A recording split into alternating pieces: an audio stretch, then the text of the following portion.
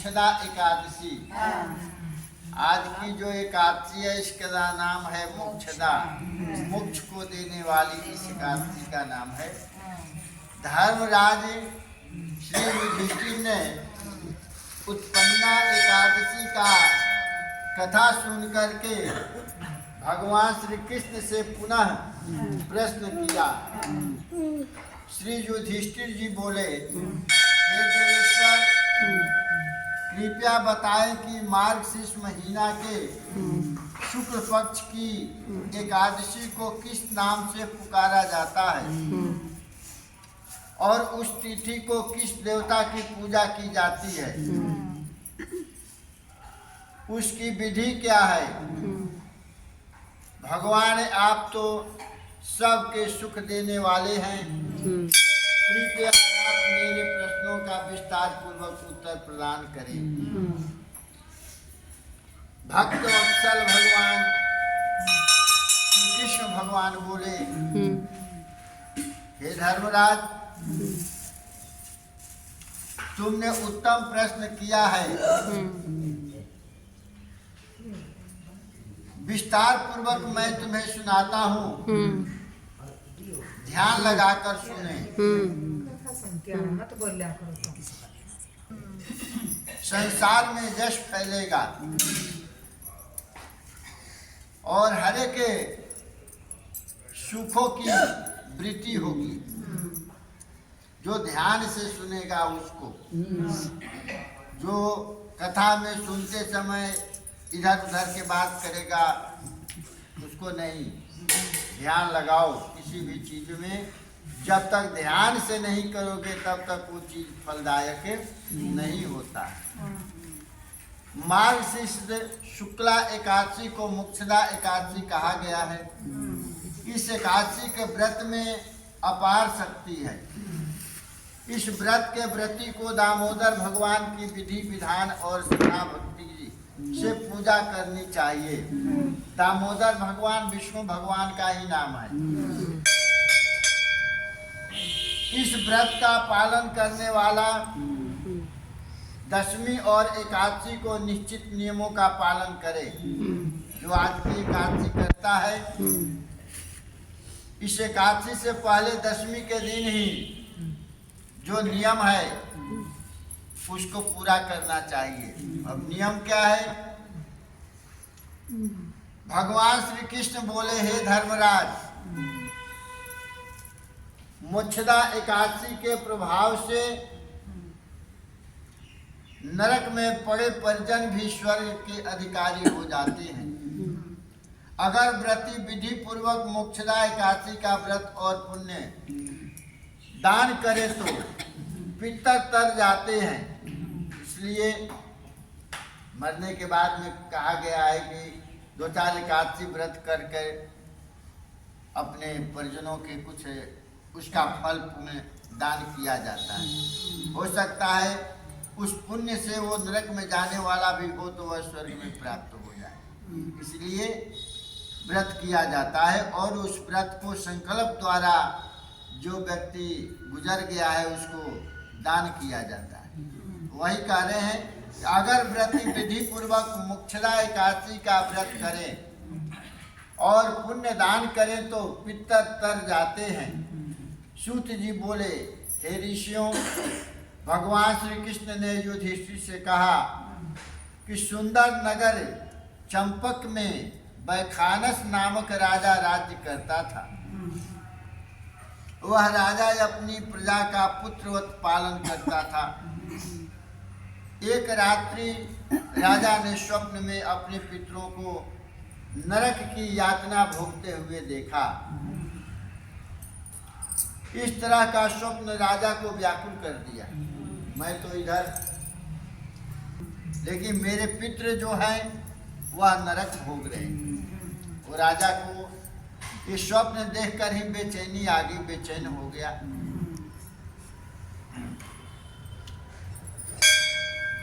वह राजा सवेरे होते ही विद्वान ब्राह्मणों को अपना स्वप्न को सुनाया। राजा कहने लगा कि मैंने अपने पिता को नरक में पड़ा देखा है।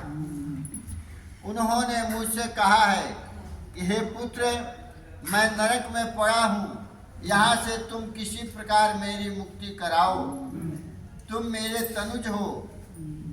अतः विद्वान ब्राह्मणों, जब से मैंने उनके ये वचन सुने हैं, राजा कह रहे हैं ब्राह्मणों से कि जब से मैंने यह वचन सुने हैं, मेरे मन में बड़ी अशांति है। मुझे इस राज्य, धन, पुत्र, स्त्री, हाथी, घोड़े आदि से कुछ भी सुख नहीं होता है। अपने पिता की यह दशा मैं कैसे सुधार सकता हूँ? अब मैं क्या करूँ, कहाँ जाऊँ? इस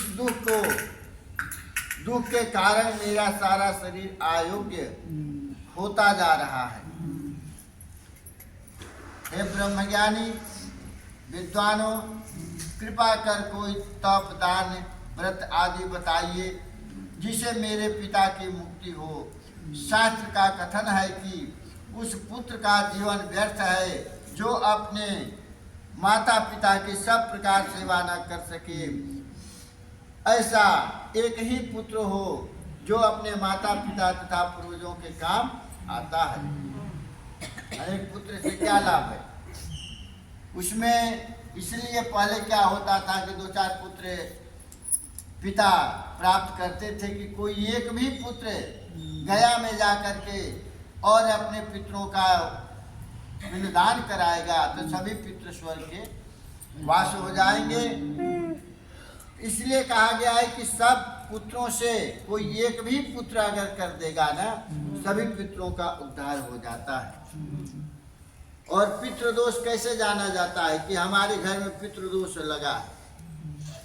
शास्त्र में 4 प्रकार के आया है।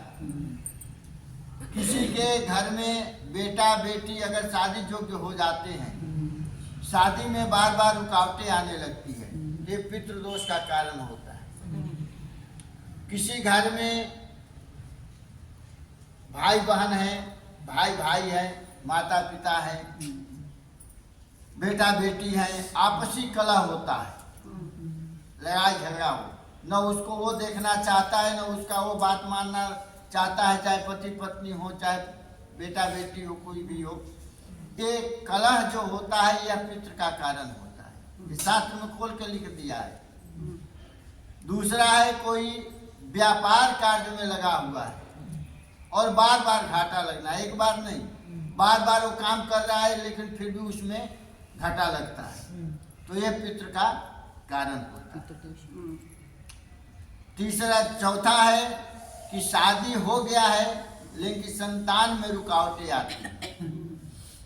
संतान में अगर रुकावटें आती है तो पितृ का कारण बनता है। ये 4 चीज साफ खोल करके लिख दिया। फिर भी हम लोग नहीं समझते, अपने खाने पीने में ही लगे रहते हैं, पितरों के ऊपर ध्यान नहीं देते। ये नहीं है कि हमारे पितृ नाराज है, हमारे सता रहे हैं तभी हम पितरों को करूं। जब हमारे पिता खाना मांगेंगे तभी देंगे क्या? उसे पहले भी दे सकते हैं। हमारे पितृ क्या है? हमारे बड़े बुजुर्ग हैं, उन्हीं के आशीर्वाद से तो हमारा सारा घर चल रहा है। तो इसलिए सबसे बड़ा देवता जो है हमारे माता पिता हैं। माता पिता को प्रणाम करो, आदर संस्कार दो, तो हर एक काम आपका बनेगा। लेकिन आजकल तो बेटा भी प्रणाम नहीं कर रहा है, हाय बाय बोल के भाग जाता है। कोई भी काम माता पिता अपने पितरों के लिए हम धर्म कार्य करते, ये दान किस लिए दे रहे हो? तभी को अपने पितरों को, पितृ के बारे में सोचना चाहिए कि उन्हीं के आशीर्वाद से सभी मिलता है। कह रहे हैं कि अनेक पुत्रों से श्रेष्ठ है, जैसे चंद्रमा प्रकाश करता है परंतु 1000 तारे पर रोशनी नहीं देखते हैं।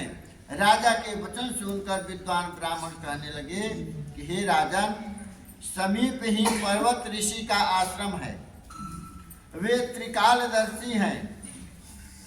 आपकी समस्या का वे भली भांति समाधान करते हैं। आपकी समस्या का वे भली भांति समाधान कर सकते हैं। राजा तत्काल मुनि के आश्रम गया, उस आश्रम में अनेक जोगी मुनि तपस्या कर रहे थे। वही राजा ने साक्षात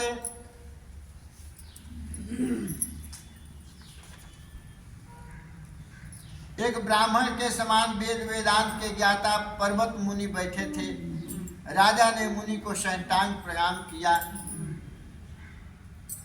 पर्वत मुनि ने राजा की कुशल क्षेम पूछी। राजा ने उत्तर दिया कि महाराज, संतों की कृपा से मेरे राज्य में सब कुशल हैं, परंतु हे मुनि, अकस्मात मेरे मन में अशांति घर आई है। ऐसा सुनकर पर्वत मुनि ने एक क्षण के लिए अपनी आंखें बंद किया और राजा से अपनी बात सब विस्तार से कहने के कहा। राजा ने स्वप्न सुनाया। जो राजा ने स्वप्न देखा था वह स्वप्न सुनाया। भूत भविष्य को विचारने वाले मुनि बोले, राजा, मैंने तुम्हारे पिता के कुकर्मों को जान लिया। ऋषि ने कहा, हे राजन, तुम्हारे पिता ने अपनी पत्नियों में भेद किया, अतः तुम्हारे पिता को नरक में जाना पड़ा। तब राजा वैखानस बोला कि महात्मन, मेरे पिता के उद्धार का उपाय बताइए।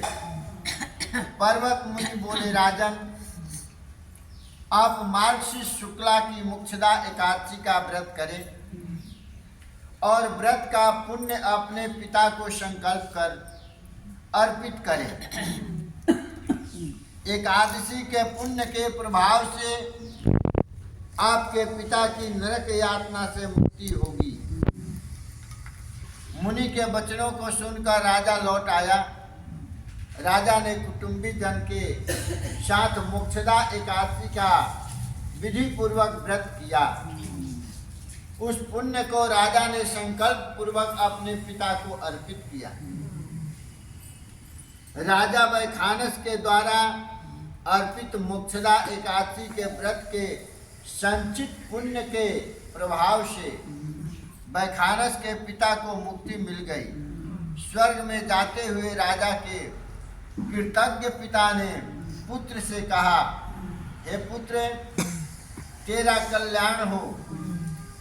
हे धर्मराज, मार्गशीर्ष महीना के मुख्य शुक्ल पक्ष की इस मोक्षदा एकादशी का जो व्रत करते हैं उनके समस्त पाप नष्ट हो जाते हैं और अंत में स्वर्ग लोक को पाते हैं।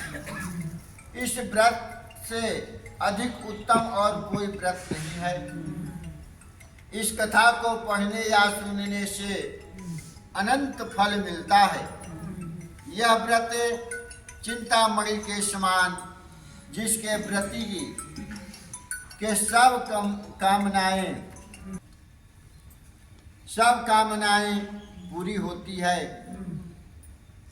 इस कथा को पढ़ने या सुनने से अनंत फल मिलता है।